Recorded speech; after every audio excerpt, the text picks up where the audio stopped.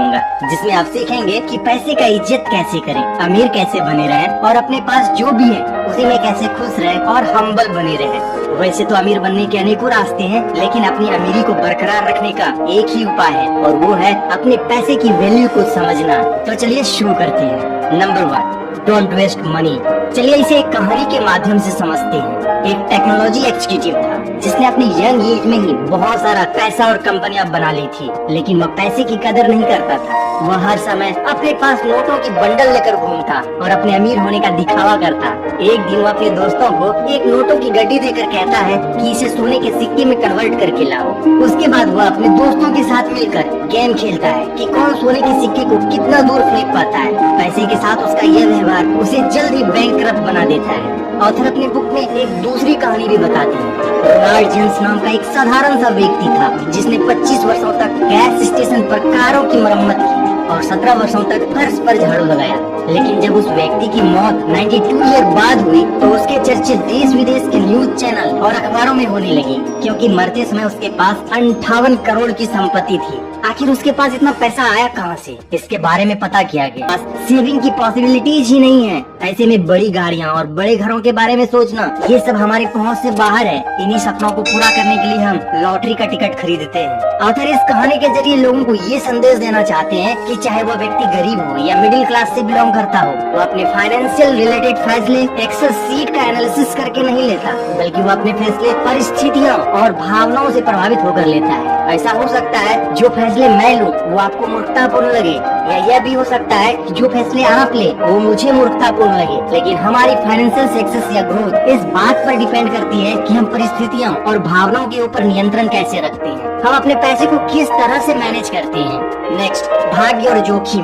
भाग्य और जोखिम के बारे में ऑथर का कहना है कि भाग्य और जोखिम भाई भाई है। जीवन में हर नतीजा व्यक्तिगत प्रयासों और भाग्य पर भी निर्भर करता है, जिसमें जोखिम भी शामिल होता है। आइए इसे हम एक स्टोरी से समझते हैं। 1968 में जब बिल गेट्स स्कूल में पढ़ने जाते थे तो उस समय पूरे वर्ल्ड में 30 करोड़ उनके जैसे स्टूडेंट हाई स्कूल में पढ़ा करते थे। वो जिस लेक साइड स्कूल में पढ़ा करते थे उनके पास बच्चों को सिखाने के लिए कंप्यूटर भी था। बिल गेट्स अपने स्कूली दोस्त केंट इवांस के बारे में कहते हैं, अगर केंट ने मेरे साथ स्कूल छोड़ दिया होता तो आज वह मेरी कंपनी माइक्रोसॉफ्ट के फाउंडर होते। लेकिन उन्होंने अपनी पढ़ाई जारी रखी और माउंटेन क्लाइंबिंग के दौरान उनकी मौत हो गई। उन्होंने उस जोखिम का सामना किया जो लाखों में से एक व्यक्ति करता है, क्योंकि माउंटेन क्लाइंबिंग करने लाखों लोग जाते हैं लेकिन उसमें मरता कोई एक ही है। इस प्रकार से लेखक भाग्य और जोखिम को समझाते हैं, जिसका मतलब यह हुआ कि बिल गेट की सफलता के पीछे उनके भाग्य का हाथ है। हालांकि सफलता मिलने के पीछे भाग्य के अलावा और भी कई फैक्टर होते हैं, जैसे कि एफर्ट, हार्ड वर्क, डिसीजन और सही मार्गदर्शन पर काम करना। नेक्स्ट, कभी भी पर्याप्त नहीं।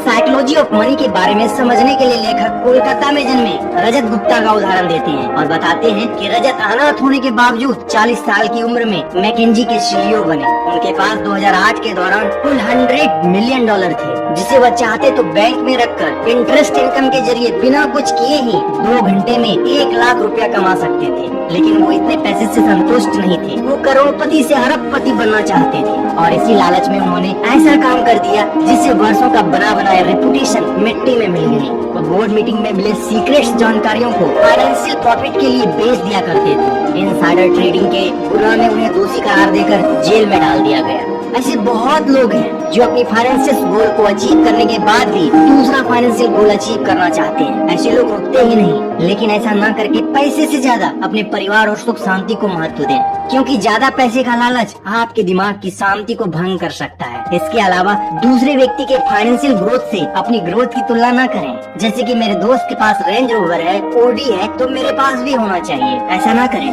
Next, power of compounding. Warren Buffett जब बच्चे थे तभी से स्टॉक मार्केट में इन्वेस्ट करते थे। आज के समय में उनकी नेटवर्थ $86.5 बिलियन है। इसमें से उन्होंने $81.5 बिलियन रिटायरमेंट यानी कि 60 वर्ष की उम्र में इकट्ठा की। इसमें कोई संदेह ही नहीं, आज के समय में वॉरेन बफेट अद्भुत इन्वेस्टर हैं। लेकिन उनके जीवन से यह सीखने को मिलता है कि पैसे बनाने के लिए कॉन्स्टेंटली इन्वेस्ट करते रहना चाहिए। जहां एक नॉर्मल इंसान 20 वर्ष की आयु में पढ़ाई करता है, वही वॉरेन बफेट उस समय $9.3 मिलियन के मालिक थे। इस उदाहरण को देखकर ये कहा जा सकता है कि वॉरेन बफेट की कामयाबी का सबसे बड़ा रीजन छोटी उम्र से ही इन्वेस्टमेंट करना था, जिसे उन्होंने रिटायरमेंट की उम्र तक कंटिन्यू रखा। दोस्तों ये थी साइकोलॉजी ऑफ मनी की समरी। आपको ये वीडियो कैसी लगी हमें कमेंट करके जरूर बताइए। वीडियो को लाइक करें, शेयर करें।